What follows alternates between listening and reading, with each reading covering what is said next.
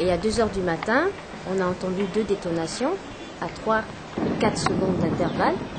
Nous sommes sortis, pensant qu'un avion peut-être s'était crashé. Et c'est cet immeuble qui s'est effondré, un immeuble de 4 niveaux. Et nous avons attendu de 2 heures jusqu'à 10 heures pour que le propriétaire se manifeste. Il est resté terré dans ses appartements. Nous avons appelé les pompiers à maintes reprises, qui sont finalement venus pour être des spectateurs, n'ont pas pu réagir, ce n'était pas de leur ressort. Nous avons appelé le ministère de l'Intérieur à travers la Direction générale de la protection civile, qui sont arrivés un peu dépourvus. Et aujourd'hui, nous nous retrouvons dans deux situations. La première, c'est que nous ne sommes toujours pas sécurisés.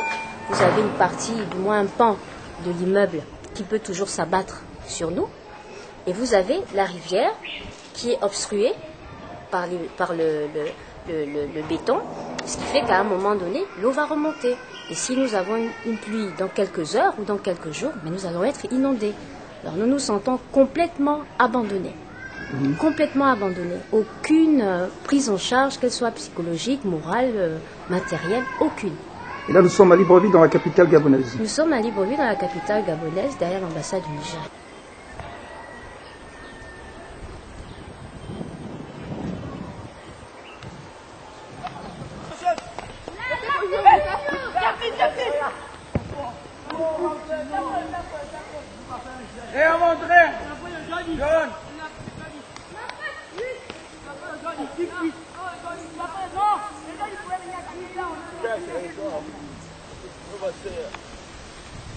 Et à votre avis, qu'est-ce qui pourrait être les mobiles de cet effondrement?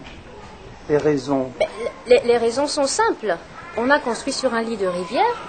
Il faut se poser la question de savoir si le propriétaire avait bel et bien un permis de construire. Et si tel était le cas, je crois qu'après, on doit pouvoir faire les choses selon les règles de l'art. Or, quand vous regardez la qualité du matériel qui a été utilisé, ça ne correspond pas du tout à la construction d'un immeuble de 4 étages, donc 4 niveaux. C'est pas possible. Est-ce que vous pensez que le permis de construire est un trait de comportement au Gabon particulièrement, en Afrique en général? L'État est là pour faire respecter la loi. Alors que l'État fasse son travail, c'est tout.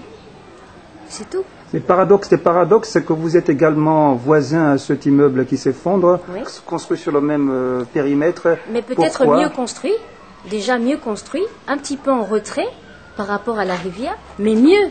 C'est pas un immeuble que vous avez là, c'est un niveau. Et je puis vous rassurer, les fondations ont été faites correctement. Ils ont plus de 40 ans. Et nous maîtrisons notre environnement et nous savons qu'à un certain niveau, il ne faut pas construire. Et si vous voulez construire, mettez au moins des garde-fous. Et l'immeuble, justement, qui vient de s'effondrer, aurait combien de temps de vie? Depuis le lancement des travaux, à peu près, en tant que voisin? Depuis le lancement des travaux, je ne donne pas un an. Vous estimez à combien? Je ne donne pas un an.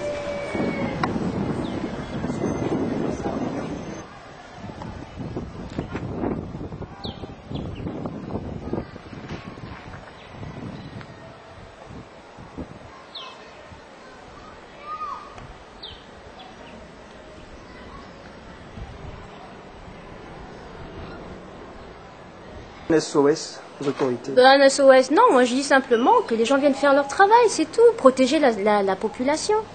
Nous avons eu un 17 août qui nous a montré, un défilé qui nous a montré notre niveau sécuritaire. On avait, à regarder l'impressionnant dispositif, on avait l'impression qu'on était sécurisé au moins à 90%.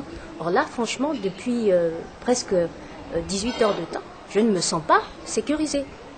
Et on aurait eu mort d'homme ici, on aurait eu 10 ou 15 enfants morts ici si ça s'était effondré aux heures habituelles, c'est-à-dire 8h, 8h30, 18h, parce que c'est à ces heures-là que les enfants sont dehors, et particulièrement là.